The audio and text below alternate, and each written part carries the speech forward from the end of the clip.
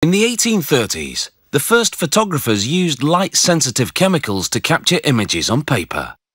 Today, machines do much the same, but with amazing speed, accuracy and versatility.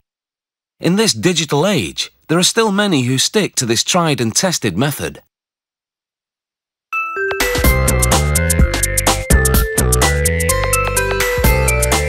The Photolab receives envelopes containing rolls of film for developing. Processing will turn each exposure into a negative image, then a positive one. That positive is what we know as a photograph. A scanner takes a digital photo of the order details specified on the packages. It tracks things such as the print size and finish, and the number of copies that have been ordered.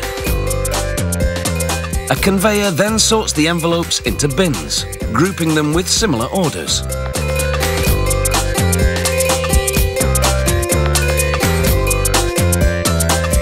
Next, a machine extracts the film rolls from the metal capsules in total darkness. Exposing the film to light would ruin the photos. The envelopes go into bundles, so they can be later reunited with the right pictures and negatives. Here's what the machine looks like on the inside. A blade cuts open the metal capsules, and another slices off the leader.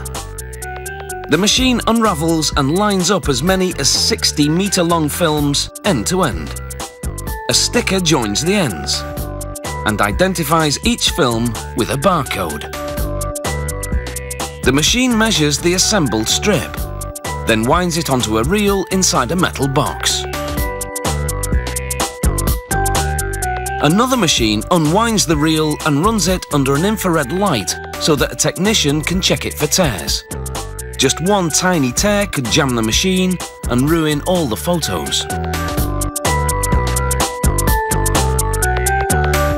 If a tear is found, it's repaired by hand. The technician makes the repair in total darkness.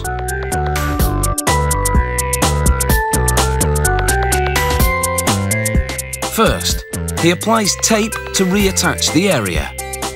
Blades then cut the tape evenly on both sides.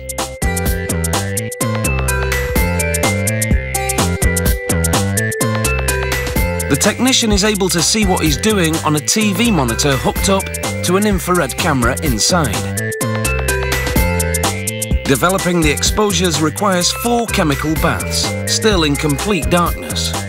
In the first, sulfates make the image appear as a negative. The second includes acetic acid to halt the effect of the sulfates. The last 2 baths preserve the image and rinse away chemical traces. To print the pictures, the negatives are loaded into yet another machine.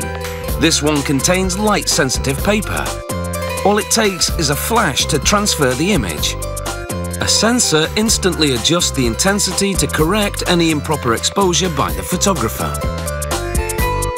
To develop the prints, the paper goes through 4 chemical baths, similar to those used for the negatives. One bath reveals the image. Another stops that process, and 2 more preserve the image and rinse off the chemicals.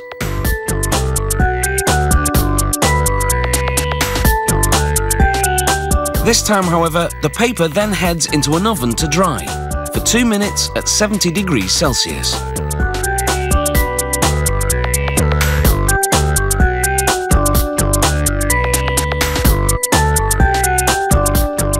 Now, a technician marks the pictures that are too bright, too dim or out of focus and removes them for redeveloping. Next, a machine unwinds the strip, scans the barcodes and cuts out the pictures that belong together. It also cuts the negatives into numbered strips of 4. The photos and negatives are slipped into an envelope. The computer shows just what to include, and a machine provides the film's original package.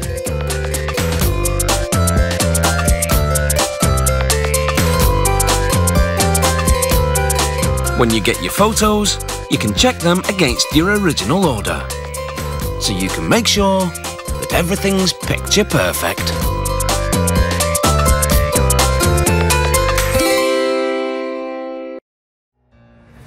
never slow up, no I don't take shit. I got no love for the fakeness. If you wanna play tough and wanna hate this, I'll always show up and make a statement. I don't ever slow up, no I don't take